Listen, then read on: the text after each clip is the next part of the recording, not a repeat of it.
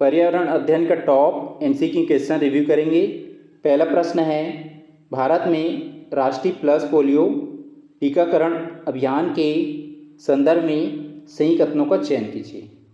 इस बार जो है राष्ट्रीय पोलियो दिवस कब मनाया जाएगा? ये 28 जून को मनाया जाएगा।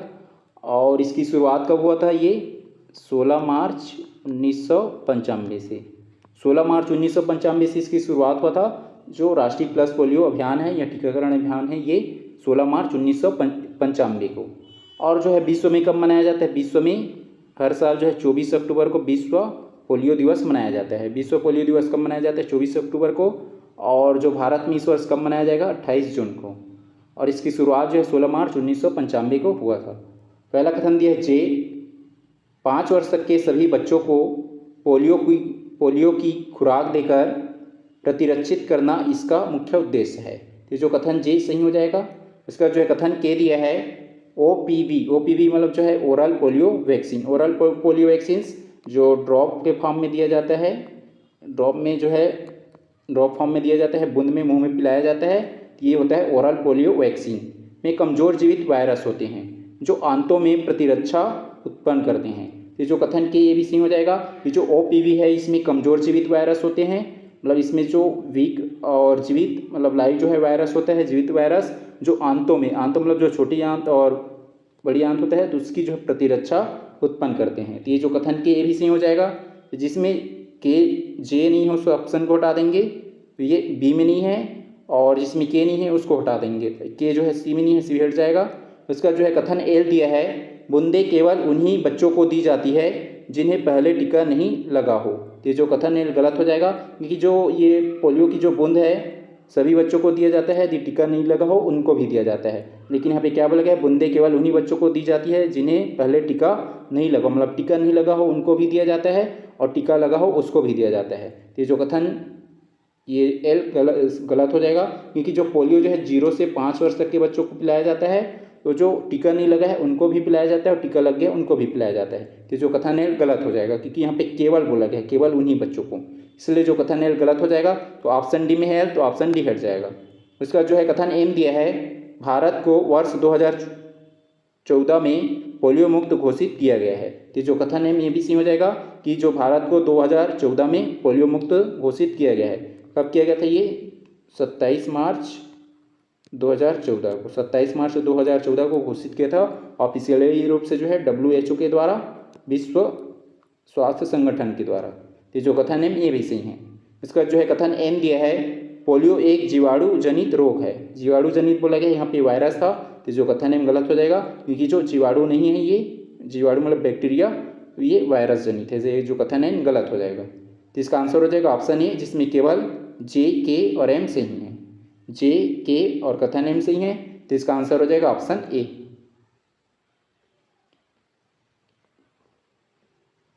प्रश्न है, पल्स पोलियो अभियान के संचालन के संदर्भ में सही कथनों का चयन कीजिए। सही कथन का चुनाव करना है। पहला कथन दिया, जे वैक्सीन को कोल्ड चेन में सुरक्षित रखा जाता है। तो जो कथन जे सही हो जाएगा, जो वैक्सीन है उसको कोल्ड चेन में सुरक्षित रखा जाता है। ये जो कथन जे सही है। जिस ऑप्शन में जे नहीं है उसको हटा देंगे। ऑप्शन सी में नहीं है तो ऑप्शन सी हट जाएगा। उसका जो है कथन के दिया है, बुद्ध दिवस के बाद छूटे बच्चों के लिए घर घर सर्वे किया जाता है। तो जो कथन के भी सही हो जाएगा कि बुद्ध दिवस के बाद जो छूट गए बच्चे उनके लिए घर घर जाकर सर्वे किया जाता है पोलियो पिलाने के लिए। तो जो कथन के ये भी सही है। जिसमें के नहीं है उसको हटा देंगे। ऑप्शन बी में नहीं है तो ऑप्शन बी हट जाएगा। उसका कथन एल दिया है, अभियान केवल निजी अस्पतालों द्वारा संचालित होता है। जो कथन एल गलत हो जाएगा, क्योंकि जो ये अभियान जो है गवर्नमेंट हॉस्पिटल या सरकारी अस्पताल के द्वारा संचालित होता है, ना कि केवल प्राइवेट या निजी अस्पताल के द्वारा। ये जो कथन एल गलत हो जाएगा। तो ये ऑप्शन डी में एल है, तो ऑप्शन डी भी हट जाएगा। इसका जो है कथन एम दिया है, सरकारी टीकाकरण में ओपीवी के साथ आईपीवी भी शामिल है।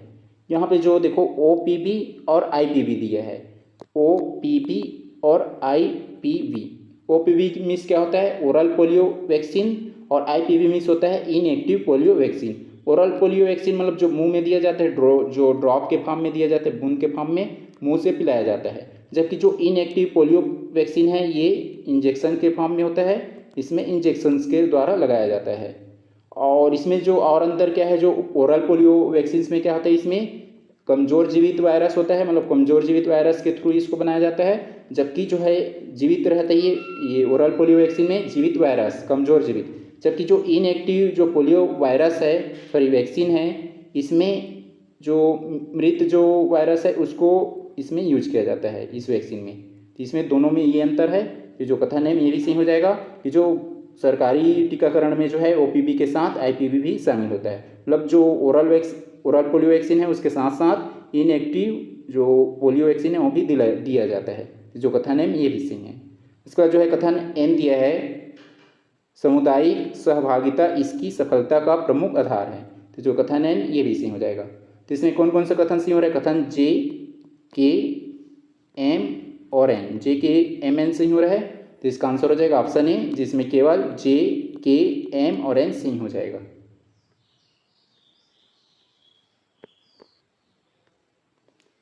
प्रश्न है, राष्ट्रीय कृमि मुक्ति दिवस के संदर्भ में सही कथनों का चयन कीजिए।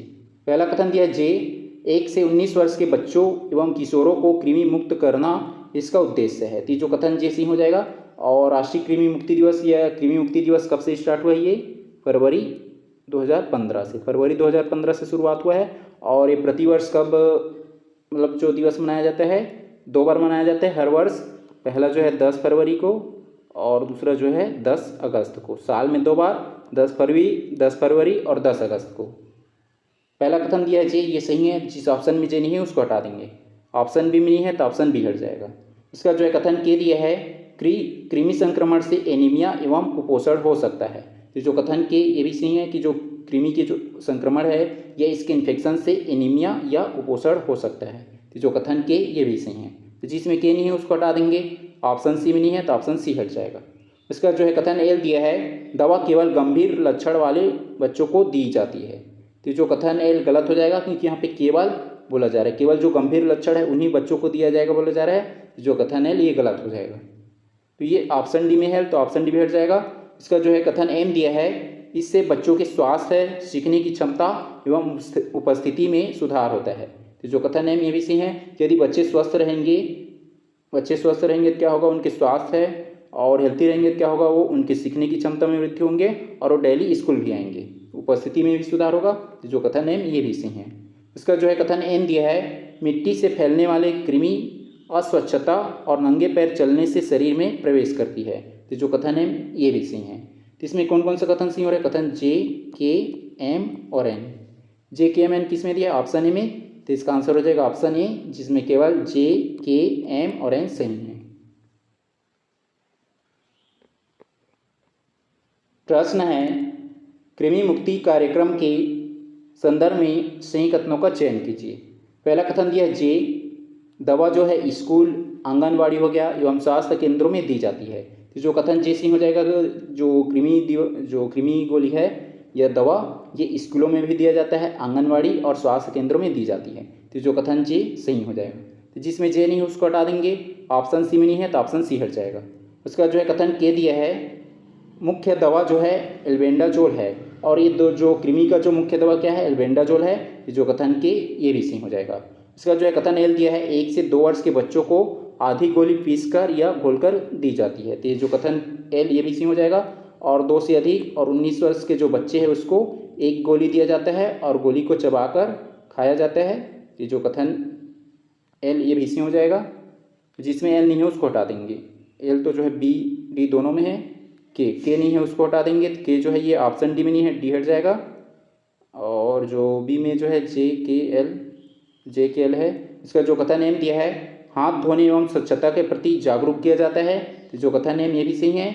कथन N दिया है, छोटे बच्चों के लिए माँ बाप दिवस आयोजित किया जाता है। तो जो ये माँ बाप दिवस जो क्या है, जैसे बच्चे कुछ छूट गया है या किसी कारणवश वो बच्चे जो है दवा नहीं लिया, तो अनिवार्य रूप से जो है छूटे हुए बच्चे या जो किसी कारणवश या किसी और जो समस्या जिसकी वजह से दवा नहीं ले पाया, तो उन बच्चों को जो है माँ बाप दिवस के तहत जो है उनको अनिवार्य रूप से ये कृमि का जो गोली है या मेडिसिन है ये दिया जाता है। तो जो कथन N ये भी सही है। तो ये सभी कथन सही हैं।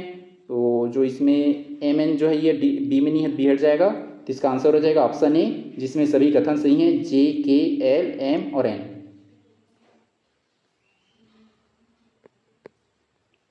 प्रश्न है, पर्यावरण के सांस्कृतिक घटक के विकास और उसकी प्रकृति के संदर्भ में सबसे सटीक वैचारिक कथन कौन सा है। पर्यावरण के जो सांस्कृतिक घटक है उसके बारे में बताना है कि इसकी जो है विकास और उसकी प्रकृति के संदर्भ में सबसे सटीक वैचारिक कथन कौन सा है। तो इसका आंसर हो जाएगा ऑप्शन बी, यह मानव द्वारा अपनी आवश्यकताओं की पूर्ति के लिए प्राकृतिक पर्यावरण के साथ की गई अंतःक्रियाओं का परिणाम होता है। तो इसका आंसर हो जाएगा ऑप्शन बी। प्रश्न है, 5 से 7 वर्ष के बच्चों में पर्यावरण के प्रति सजीवतावाद की समझ क्या अर्थ है। तो जो है ये 5 से 7 वर्ष के बच्चे पर्यावरण के प्रति जो सजीवतावाद रखते हैं, इसकी अर्थ ये है कि बच्चे अपने परिवेश की जो निर्जीव वस्तु, परिवेश मतलब उसकी जो वातावरण हो गया, ये इन्वायरमेंट हो गया, उसकी जो निर्जीव वस्तु है जैसे बादल हो गया, हवा हो गया या खिलौने हो गया, ये सबको जो है बच्चे सजीव और भावनाओं से युक्त मानते हैं। मतलब सजीव मतलब इसको जीव है ऐसे मानते हैं कि उनके साथ खेलते हैं, खिलौने हो गया और वस्तुएं उनके साथ। तो ये जो है इसका आंसर हो जाएगा ऑप्शन बी। प्रश्न है, प्राथमिक स्तर पर सामाजिक अध्ययन की अवधारणाओं के अंतर्गत कौशलों का विकास करने का मुख्य अर्थ क्या है। बताने की जो प्राथमिक स्तर के पर सामाजिक अध्ययन की अवधारणाओं के अंतर्गत जो सामाजिक अवधारणा है उसके अंतर्गत कौशलों का विकास कर रहे हैं, तो उसके मुख्य अर्थ क्या है। तो इसका आंसर हो जाएगा ऑप्शन सी। इसमें क्या होता है, बच्चों में अवलोकन, वर्गीकरण, प्रश्न पूछने और तार्किक निष्कर्ष निकालने की क्षमता विकसित या विकास करना है। तो इसका आंसर हो जाएगा ऑप्शन सी कि जो कौशलों का विकास का अर्थ या मीनिंग ये है कि बच्चों में अवलोकन की क्षमता, वर्गीकरण की क्षमता, प्रश्न पूछने की क्षमता और तार्किक निष्कर्ष निकालने की क्षमता का डेवलप करना या विकसित करना है। तो इसका आंसर हो जाएगा ऑप्शन सी। प्रश्न है, पर्यावरण अध्ययन के शिक्षण शास्त्र में चित्रों को पढ़ना, रीडिंग पिक्चर्स, किस प्रकार की संज्ञानात्मक प्रक्रिया को बढ़ावा देता है। तो जो है पिक्चरों को पढ़ना या चित्रों को पढ़ना, ये किस प्रकार की जो संज्ञानात्मक प्रक्रिया है या प्रोसेस है, बुद्धि या जो कौशल है उसको बढ़ावा देता है। तो इसका आंसर हो जाएगा ऑप्शन डी। यह बच्चों में दृश्य संकेतों के आधार पर, दृश्य संकेत मतलब उसको देखकर उसी के आधार पे ऑब्जर्वेशंस अवलोकन करने, विश्लेषण करने और मानसिक व्याख्या करने के कौशल को जगाता है। तो इसका आंसर हो जाएगा ऑप्शन डी।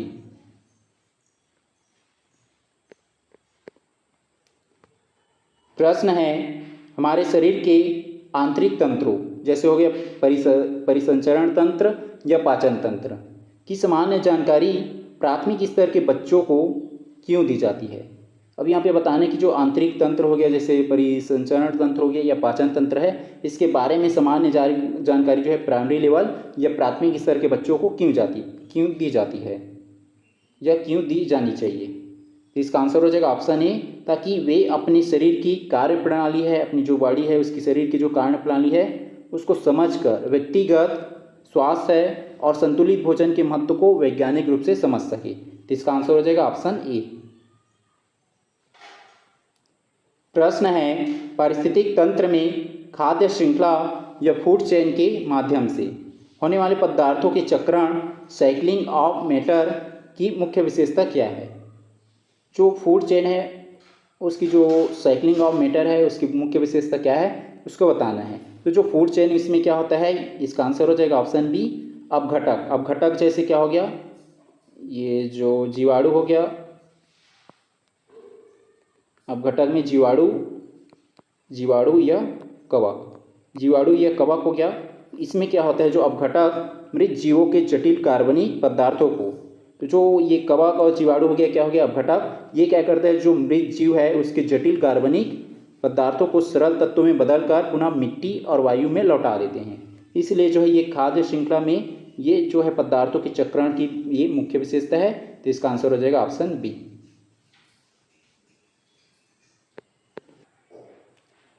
प्रश्न है, ये डिसीजन मेकिंग टाइप का क्वेश्चन है। यदि इस टाइप का क्वेश्चन आता है, चारों ऑप्शन पढ़ना है और जो ऑप्शन उचित लग रहा है उसी का चयन करना है।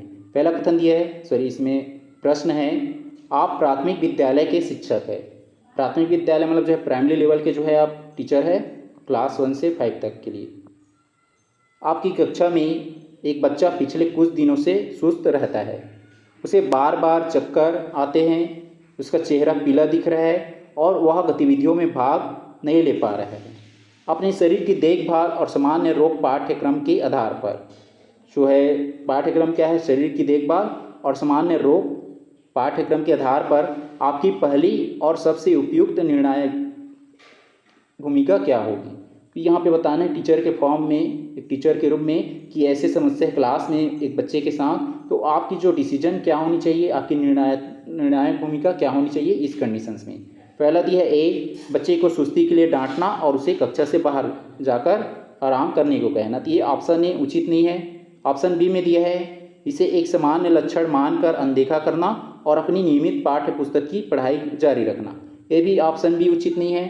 सी में दिया है बच्चे में एनीमिया रक्त अल्पता के संभावित लक्षणों को पहचानना, उसके अभिभावकों से संपर्क कर संतुलित भोजन, लौह तत्व युक्त जो आयरन वाला जो युक्त होता है, जो ये रक्त अल्पता जो होती है ये आयरन की कमी की वजह से होती है, की सलाह देना और स्वास्थ्य जांच की कराना।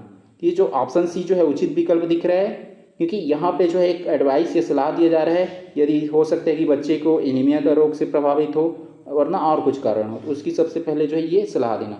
उसके बाद डी में दिया है उसे बिना किसी चिकित्सीय परामर्श के तुरंत मलेरिया और डेंगू वाली जो है भारी दवाएं देना शुरू कर देना। तो ये जो उचित भी नहीं है डी भी, तो इसका आंसर हो जाएगा ऑप्शन सी।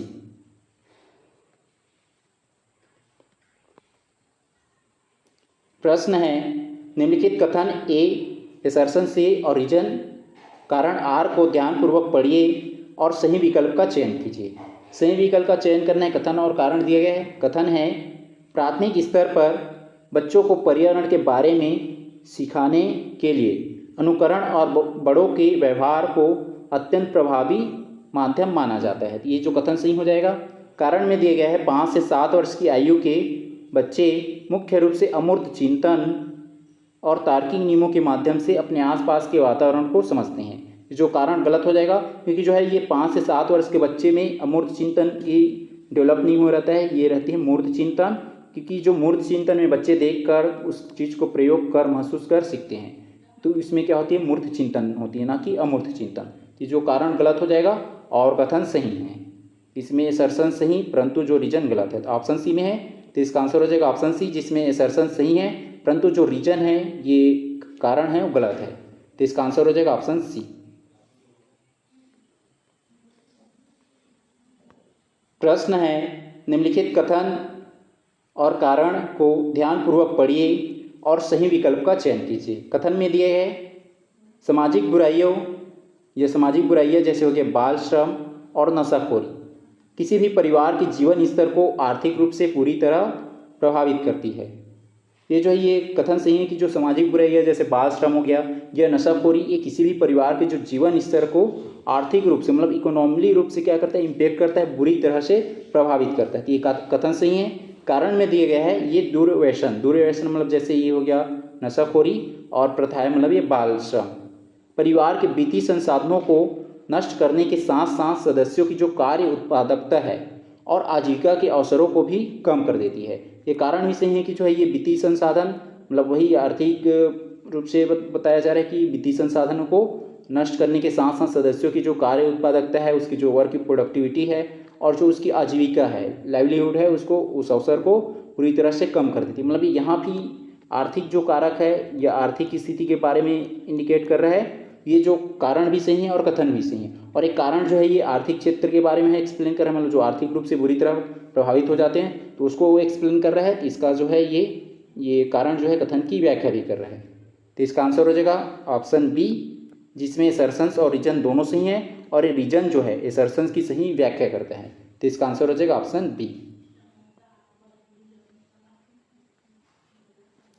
प्रश्न है सूची 1 जिसमें पर्यावरण शिक्षण के संसाधन या माध्यम दिया गया है, वो सूची 2 जिसमें उनके मुख्य शैक्षणिक लाभ, मतलब इसमें जो सूची 1 में माध्यम दिया गया और सूची 2 में उसके लाभ दिए गए, इसको सही सुमेलित करना है। सूची 1 में है बच्चों द्वारा बनाया गया चित्र, बच्चों द्वारा बनाया गया चित्र, तो इसकी चित्र बनाए हैं उसकी लाभ क्या है, इसकी लाभ ये है कि भाषा अभिव्यक्ति से पहले, भाषा अभिव्यक्ति मतलब जो भाषा को अभिव्यक्त करने से पहले उनकी मानसिक जो विचार है और समझ है उसकी पहचान किसके माध्यम से कर सकते हैं, चित्र के माध्यम से। जैसे देखना छोटे छोटे बच्चे कुछ भी चित्र बनाते रहते हैं, जैसे जो भी चित्र, तो उससे क्या होता है उसकी जो मानसिक विचार क्या है और उसकी जो समझ क्या है उसकी पहचान होती है चित्रों के माध्यम से। ए का हो जाएगा 2।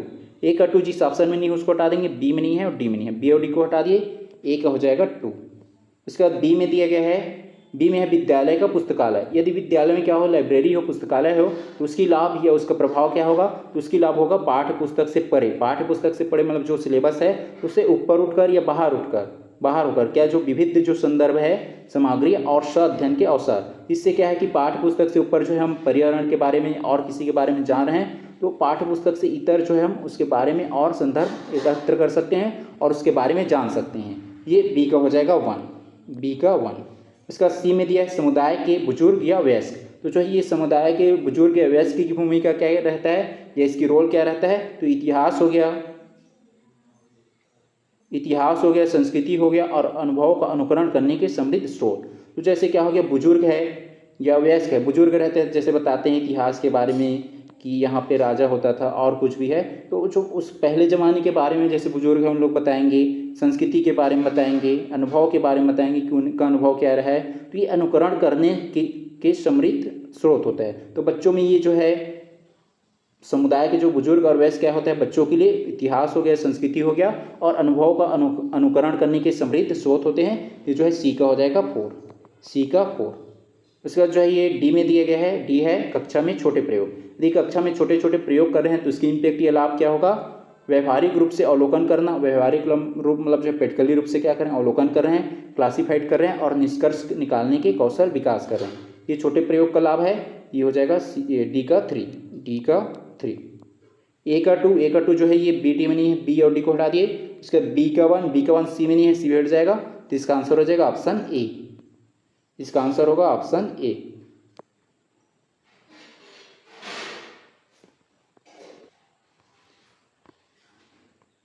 प्रश्न है सूची 1 जिसमें मानव शरीर के आंतरिक तंत्र या घटक दिए गए हैं और सूची 2 उसमें उनके मुख्य कार्य या महत्व है को सुमेलित करना है। सूची 1 है श्वसन तंत्र। श्वसन तंत्र इसकी ये वर्क क्या होता है श्वसन तंत्र की, तो इसकी वर्क रहता है ऑक्सीजन ग्रहण करना। तो ये जो श्वसन तंत्र ये ऑक्सीजन ग्रहण किया और कार्बन डाइऑक्साइड को बाहर करने या बाहर निकालने का, ये हो जाएगा ए का 2, ए का 2 हो जाएगा। उसके बाद बी में दिया गया है आंतरिक तंत्रों की सामान्य जानकारी। यदि आंतरिक तंत्रों की सामान्य जानकारी देते हैं तो इसके प्रभाव या लाभ क्या होगा, तो इसके प्रभाव ये होगा बच्चों में स्वयं के स्वास्थ्य है और देखभाल के प्रति जागरूकता बढ़ना। ये बी का हो जाएगा 4, बी का हो जाएगा 4।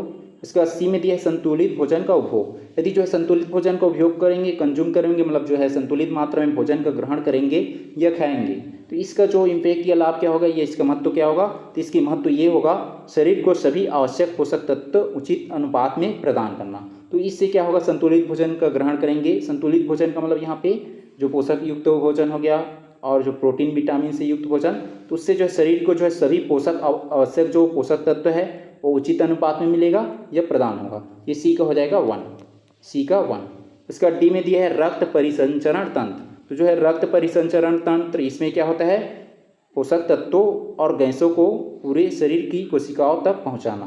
तो डी का हो जाएगा 3, डी का 3। ए का हो जाएगा 2, ए का 2 सी में नहीं है और डी में नहीं है, सी और डी को हटा दिए। उसके बाद बी का 4, बी का 4 ये ए में नहीं है, तो भी हट जाएगा। और फिर जो है सी का 1 और डी का 3 ऑप्शन बी में है, तो इसका आंसर हो जाएगा ऑप्शन बी।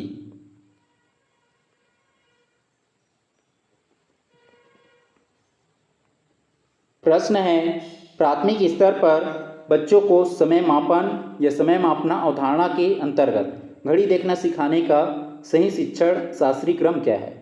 इसमें बताना है कि जो प्राइमरी लेवल पे बच्चों को घड़ी देखना सिखा रहे हैं तो उस कंडीशंस में जो क्रम है या सीक्वेंस क्या होनी चाहिए उसको सिखाने का। तो सबसे पहले घड़ी लिए। अब घड़ी में क्या रहता है, इसमें 3 जो कांटा रहता है, 1 2 3।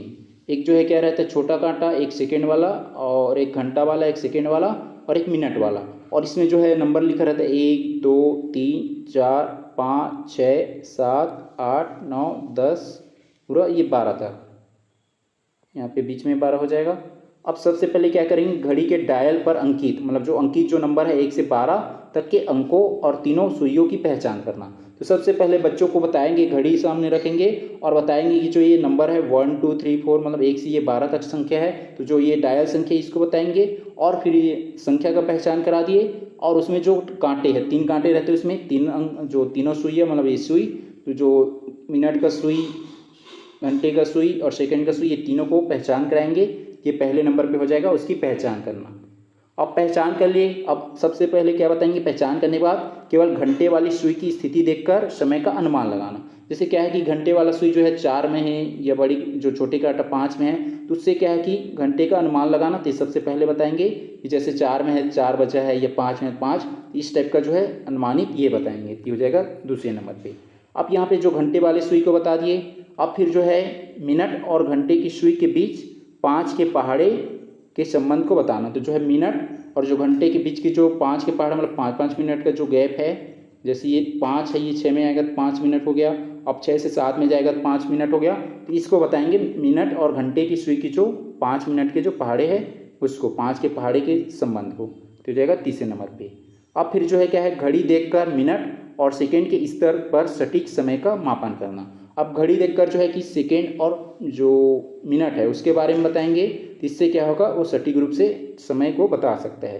तो हो जाएगा लास्ट में, अंत में। तो हो जाएगा चौथे नंबर पे। शुरू में हो जाएगा जे के बाद दूसरे नंबर पे हो जाएगा के के बाद एल के बाद एम। शुरू में जे के बाद के के बाद एल। तो ये ऑप्शन ए में नहीं है, तो ऑप्शन ही हट जाएगा। और जिसमें शुरू में जे नहीं है तो ये जे है। ये ऑप्शन डी में जे नहीं है, डी को हटा दिए। जे के बाद के, सी में नहीं है, सी हट जाएगा। और जो है फिर ये जे के बाद के, जे के बाद के, ये जे के बाद के, जे के बाद के, बी और सी दो, ए और बी दोनों में है। इसका जो है के के बाद एल, के बाद एल, ए में नहीं है तो हट जाएगा। तो इसका आंसर हो जाएगा ऑप्शन बी, जिसमें हो जाएगा जे के बाद के बाद एल के बाद एम। तो इसका आंसर हो जाएगा ऑप्शन बी।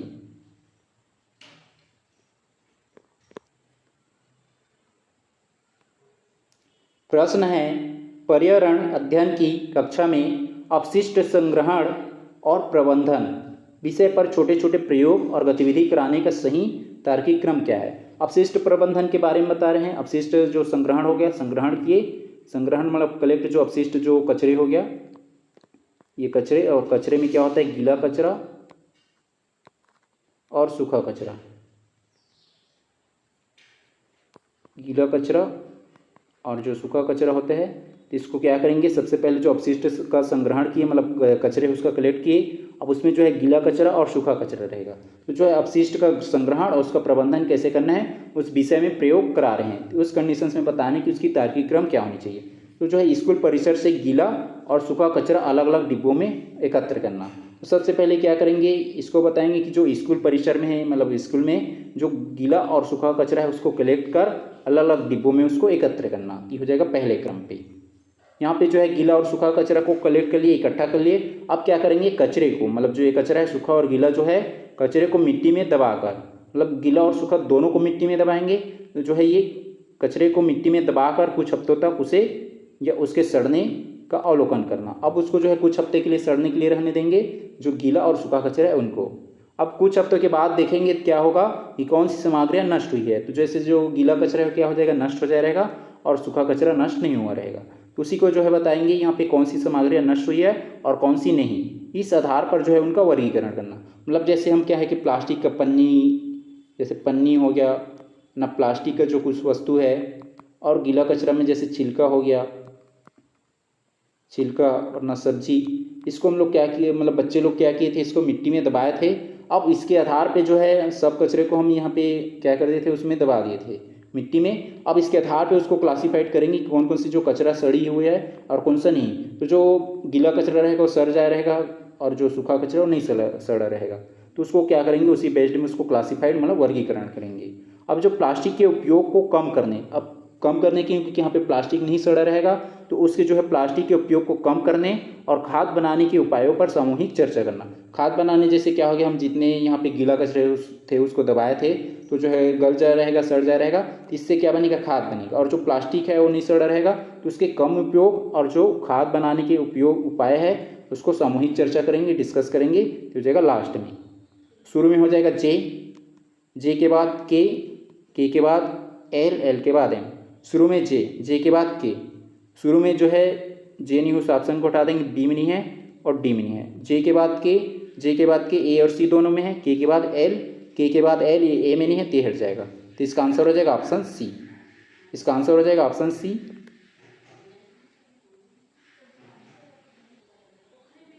प्रश्न है, मानव शरीर में संक्रामक रोग जैसे हो गया मलेरिया के फैलने और उसके लक्षणों के प्रकट होने का सही जैविक क्रम क्या है। यहाँ पे बताने की जो संक्रामक जो रोग हो गया मलेरिया, उसके फैलने और उसके लक्षण के प्रकट होने का सही या जैविक क्रम क्या है उसको बताना है। इसमें पहले क्रम पे क्या हो जाएगा, संक्रमित जो मादा एनाफिलीज मच्छर द्वारा स्वस्थ व्यक्ति को काटना। सबसे पहले क्या हुआ, जो संक्रामक जो संक्रमित जो मादा एनाफिलीज है जो पहले से संक्रमित है मलेरिया से, वो मच्छर एनाफिलीज क्या किया, स्वस्थ व्यक्ति को काटा। ये हो जाएगा पहले क्रम पे स्वस्थ व्यक्ति को काटना। अब इससे क्या होगा, प्लाज्मोडियम जो परजीवी है, मतलब जो ये संक्रमित जो मादा एनाफिलीज मच्छर है, ये स्वस्थ व्यक्ति को काटा और उसमें जो है काटने से उसके अंदर जो ये प्लाज्मोडियम जो परजीवी है ये क्या करेगा, कर रक्त के माध्यम से यकृत लीवर की कोशिकाओं में पहुंचना। ये जो है परजीवी है, पैरासिट है या जो परजीवी है, ये क्या करेगा, जो लीवर है उसमें पहुंच जाएगा, लीवर की कोशिकाओं में। ये हो जाएगा दूसरे नंबर पे, कोशिकाओं में पहुंच गया। अब ये जो परजीवी क्या करेगा, परजीवी का लाल रक्त कोशिकाओं को संक्रमित कर। अब ये जो परजीवी है, ये जो प्लाज्मोडियम जो परजीवी है, ये क्या करेगा, जो लाल रक्त कोशिका है उसको संक्रमित करेगा, संक्रमित कर क्या करेगा, उसकी संख्या को घटाना। किसकी संख्या को घटाएगा, ये लाल रक्त कोशिका है उसको। तो ये हो जाएगा तीसरे नंबर पे। अब ये जो है मतलब जो लाल रक्त कोशिकाओं को हटाने लगेगा तो इसका इम्पैक्ट क्या होगा, शरीर में तीव्र कंपकंपी के साथ तेज बुखार। अब ये जो क्या होगा, ये ब्लड में पूरा फैल गया ये जो परजीवी है, तो उससे क्या होगा, जो शरीर में या जो बॉडी में तेज बुखार के लक्षण प्रकट होगा। तो इसका आंसर हो जाएगा लास्ट में चौथे नंबर पे। शुरू में हो जाएगा जे के बाद के के बाद एल के बाद एम। शुरू में जे, जिस ऑप्शन में जे नहीं है उसको हटा देंगे, बी में नहीं है बी हट जाएगा। जे के बाद के, सी में नहीं है सी हट जाएगा। के बाद एल, के बाद एल, ए में नहीं है टी हट जाएगा। और एल के बाद एम, तो ये ऑप्शन डी में है, तो इसका आंसर हो जाएगा ऑप्शन डी।